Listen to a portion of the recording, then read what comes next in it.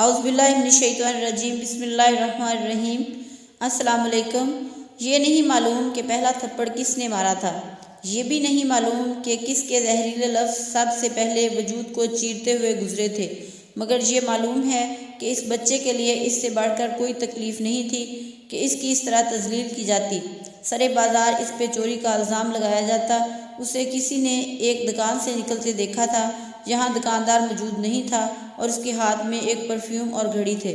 کسی نے اس سے وضاحت نہیں مانگی، اسے صفائی کا موقع نہیں دیا، بس اس پہ چوری کا الزام لگا کر سب نے اسے پکڑ لیا تھا، اور پھر اسے پکڑتے ہی سب کو اپنی اپنی دکانوں سے گم ہوئی پرانی چیزیں بھی یاد آنے لگی۔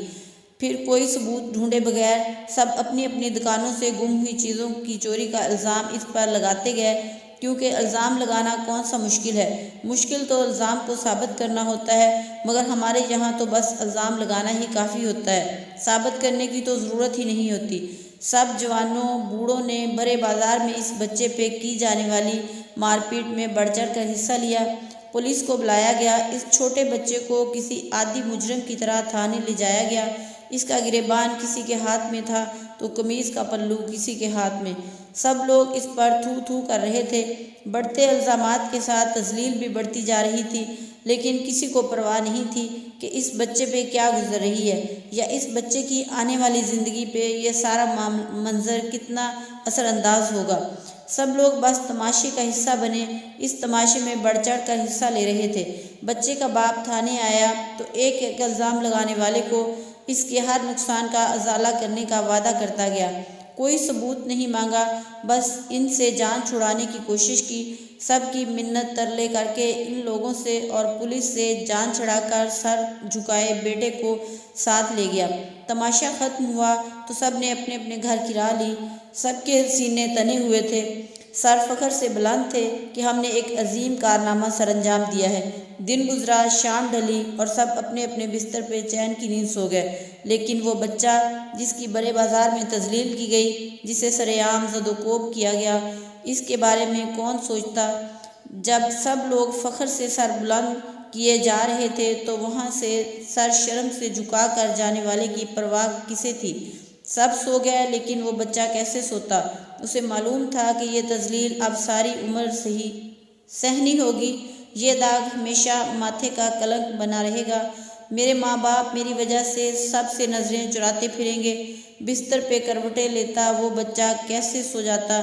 وہ لمبی رات اس بچے نے کس تکلیف میں گزاری ہوگی، اس کا اندازہ کیسے کرے کوئی؟ صبح ماں ناشتے پہ بلاتی ہے، لیکن بچہ ناشتے کی ضرورت سے آگے بڑھ چکا ہے۔ وہ ناشتہ کرنے کی بجائے گھر سے باہر نکل جاتا ہے۔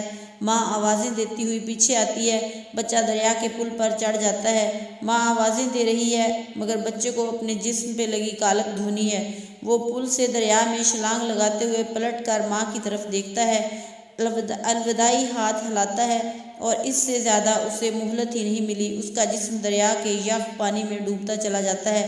ماں چیختی ہوئی بیٹے کی طرف بھاگتی ہے، اس کا بیٹا اس کی آنکھوں کے سامنے جان کی بازی ہار رہا ہے، اسے دیکھ کر ہاتھ ہلا رہا ہے، مگر وہ اسے بچا نہیں سکتی۔ اس کے بیٹے تک پہنچنے سے پہلے ہی دریا کی تیز موجیں بچے کے جسم کو کہیں سے کہیں پہنچا دیتی ہیں۔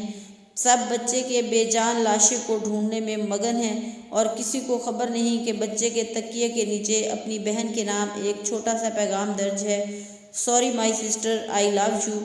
یہ کوئی فرضی قصہ نہیں، کوئی افسانہ نہیں، چند دن پہلے پیش آنے والا ایک سچا واقعہ ہے۔ بچے کا نام تنویر ضیاء تھا۔ بچے کا باپ ان سب دکانداروں کے خلاف مقدمہ درج کروا چکا ہے جو چوری کا الزام لگانے میں پیش تھے، لیکن اب اس سب سے کیا حاصل؟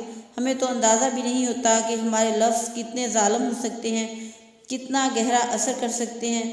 ہم تو بس کہہ دیتے ہیں، اور کہنے والے کا تو کچھ نہیں جاتا، سہنے والے پہ جو بھی گزرے وہی جانے۔ ہمیں کسی پہ الزام لگاتے ہوئے کوئی ثبوت نہیں چاہیے ہوتا، بس شک ہونا ہی کافی ہوتا ہے۔ ہمیں کسی کی تذلیل کرنے سے کوئی فرق نہیں پڑتا، ہمیں تو بس اپنا شملہ بلند رکھنا ہے۔